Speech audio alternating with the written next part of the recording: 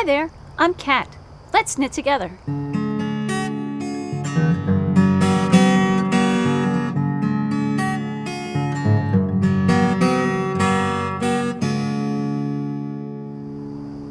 Today, felting.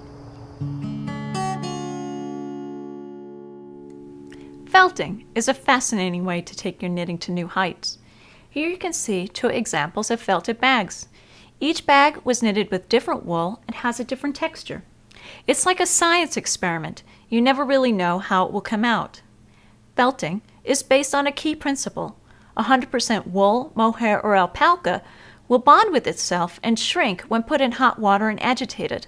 Normally you would think this was a bad thing, especially if you threw your treasured hand-knit sweater in the wash. However, if you control water temperature, agitation time, and blocking, you can manipulate the final result and come out with something beautiful.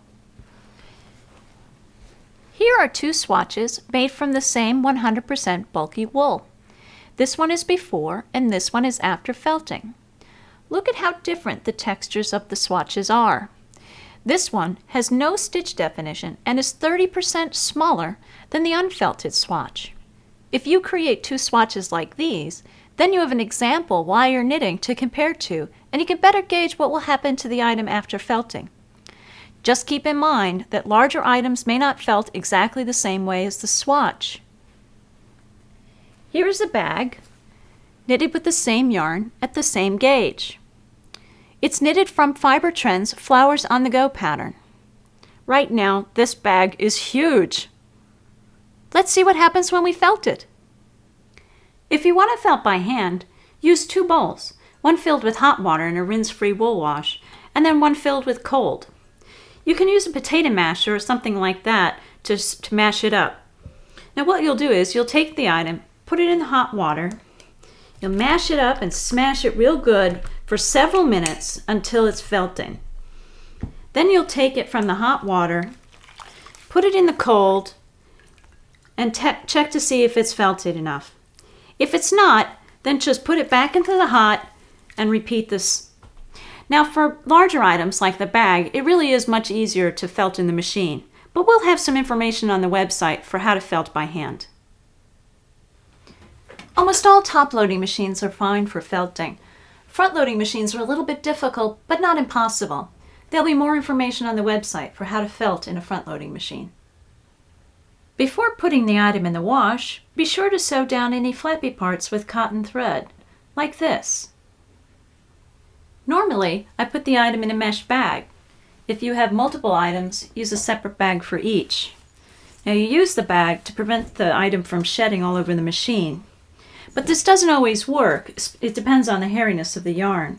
For example, Lopi yarn sheds everywhere, and in that situation, use a zippered pillowcase instead. Now, I throw in an old lint-free bed sheet.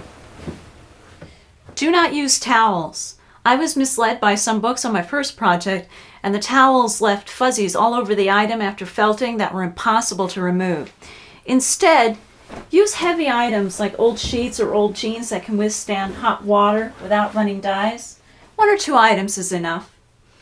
Then I take my rinse-free wool wash. I use this because it doesn't leave any residue on the item after the felting. Then, set the machine on the smallest load, a hot wash and a cold rinse on the highest agitation possible.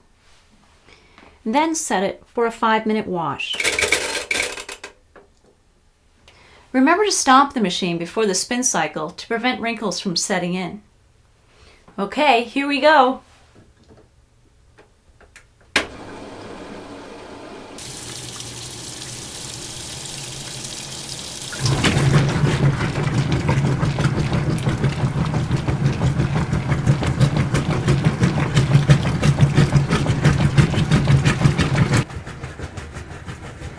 Next time, we'll find out what happens, and I'll take you through the rest of the process.